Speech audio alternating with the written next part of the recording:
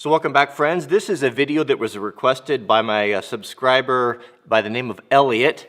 He said that he had come across a tuna can or a sardine can, looks more like a sardine can survival kit on Amazon, and wanted me to do a cheapest survival kit review on Amazon video. So that's what we're going to do today. So I got it here, I ordered it, I think it was about $12, and I have no idea what's in here. Actually, I took the sticker off there so that we could all be surprised together. So let's open it up and see, is this is this a legitimate survival kit? They said something like 32 or 36 items inside, which is hard to believe.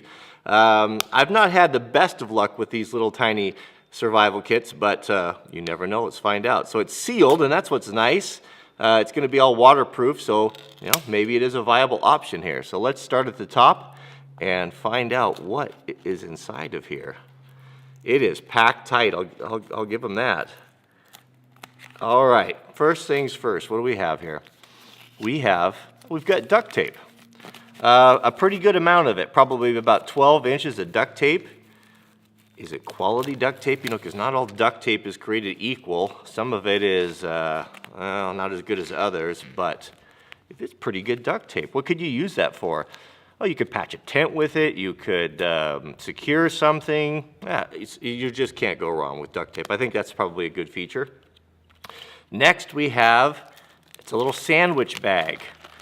That's nice if you needed to, is it big enough to put a cell phone in? If you needed, a lot of us rely on cell phones for navigation, and most of them are not waterproof, so I like that. That's handy. Also, you could use it as an impromptu canteen.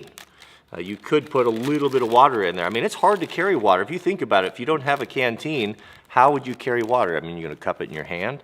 No. Is it a lot of water? No, it's not a lot, but it's something. I think that's a great feature. Here, let's stick it on there. It's a little bit windy out here. Oh no, get out of here.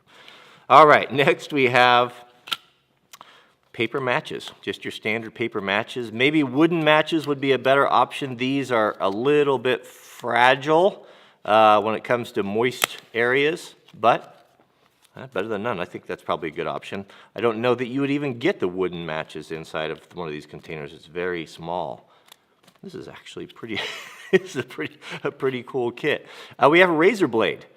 Razor blade, I mean, if you don't have a knife and you need to cut something and you need to do maybe some first aid or dig something out or cut, I mean, that's a great option. I mean, pound for pound, it's hard to beat capability of a razor blade for just, a bazillion different reasons. I actually one time cleaned a fish with a razor blade. It's totally possible.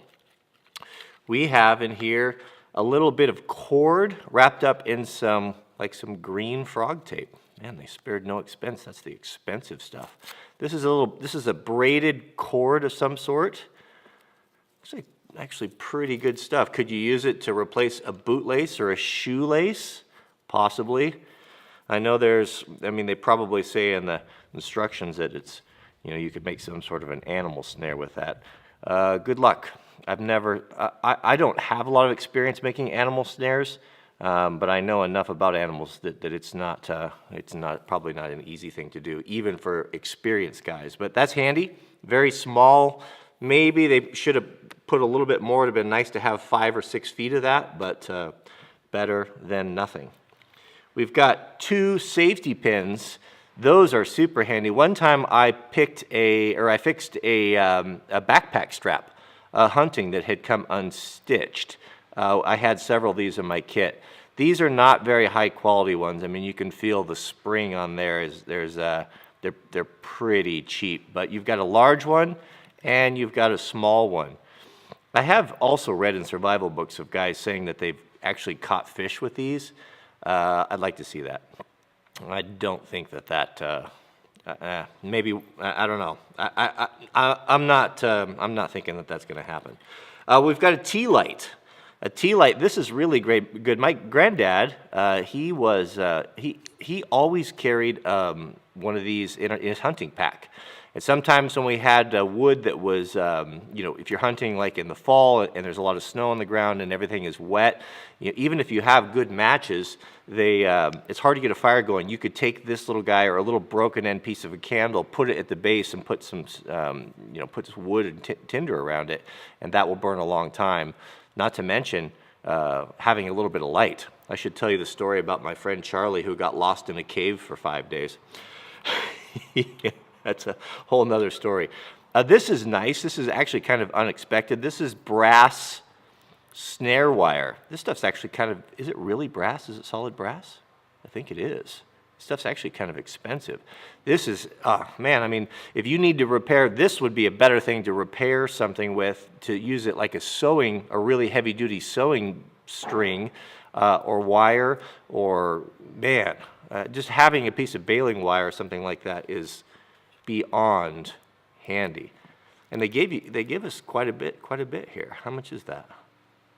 It's a chance of me getting that out without tangling it. There's 3 feet there, I'll bet. That's really nice, very nice. We have these little guys. What are these? These are, I imagine these are fire starters of some sort. Well, let's wait till the end and we'll test those to see if they work.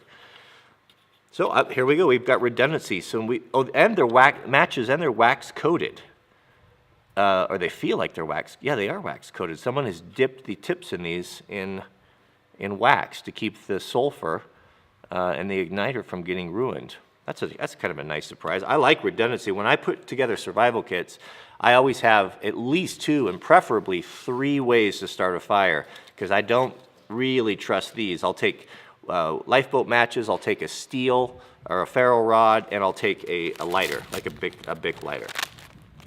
We have, this is actually a pretty good kit here. We've got a big roll of thread here. Is there a sewing needle?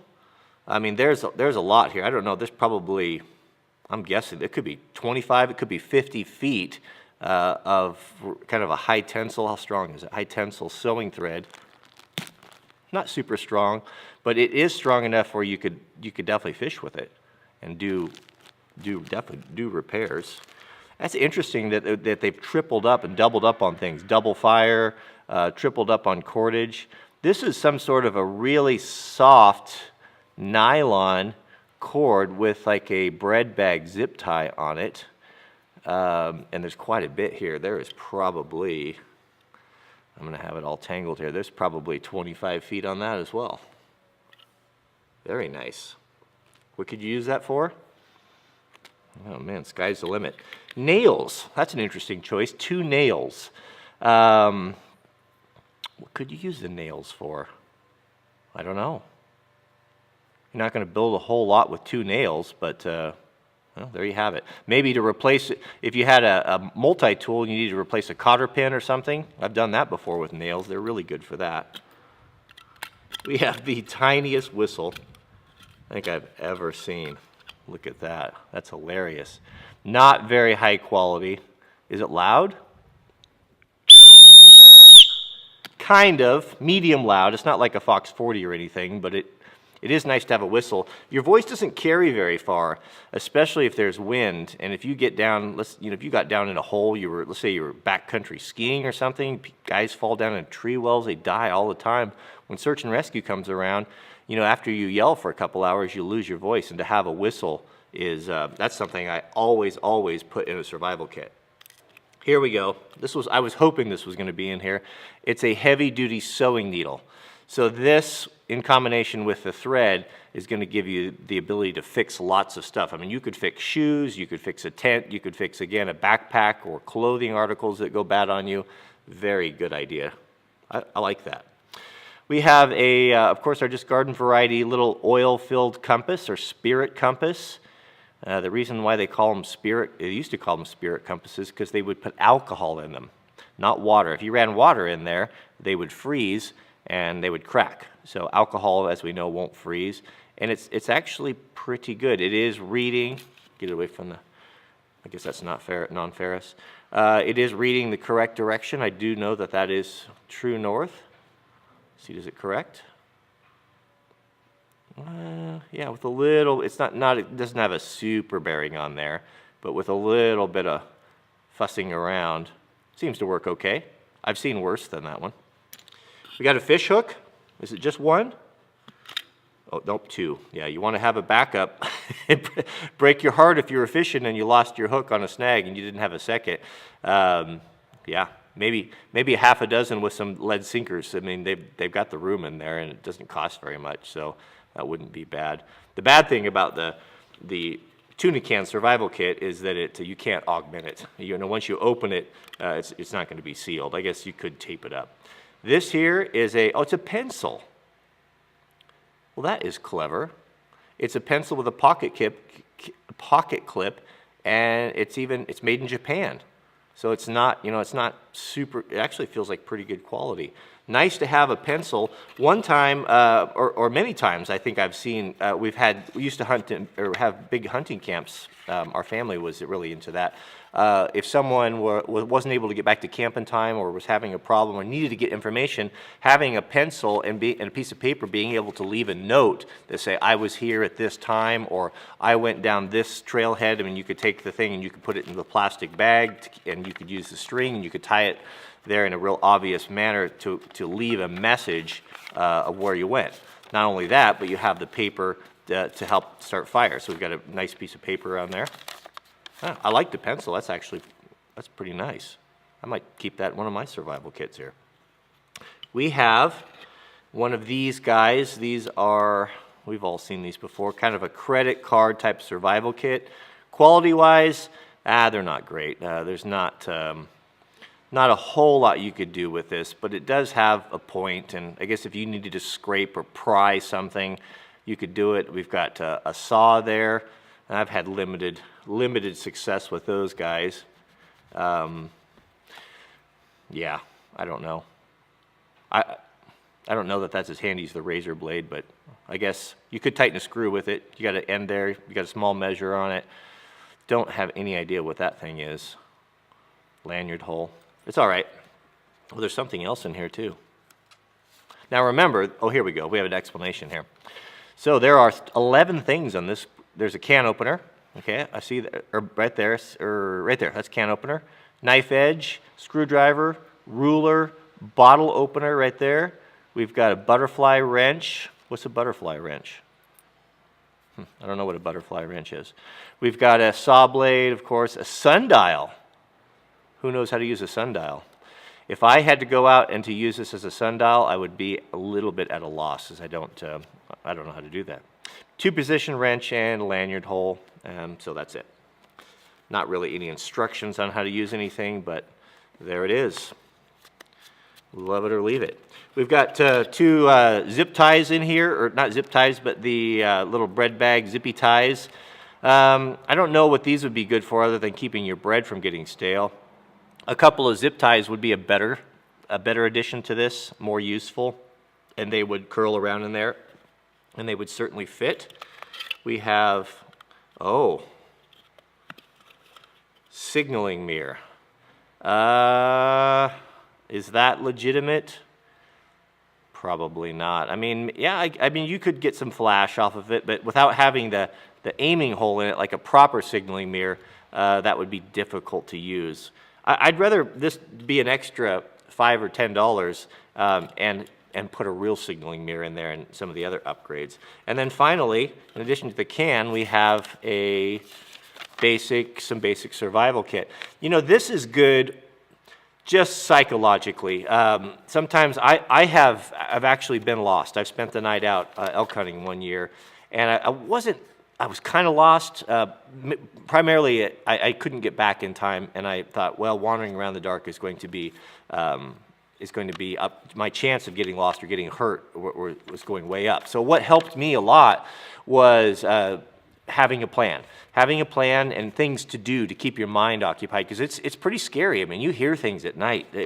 I was up all night, kind of stewing and worrying about stuff because you didn't know what was going on. So having a plan kind of having something to read and to keep your mind occupied is very, very handy. And it looks like there's some pretty good stuff in here. Some pretty basic first aid kit or survival kit stuff. Is there anything else in there?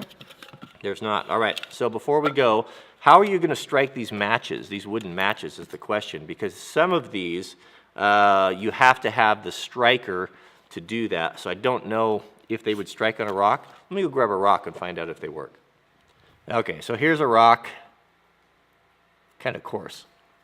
Yeah, I don't know about that. So I guess maybe what they're intending us to do here is to use, can we use the striker on the back of the, yeah, that's the problem with these. They're just not very good matches. I don't know. I think the only value that they're going to have is, oh, there we go, we got it. Yeah, I was about ready to trash it. Does this stuff burn?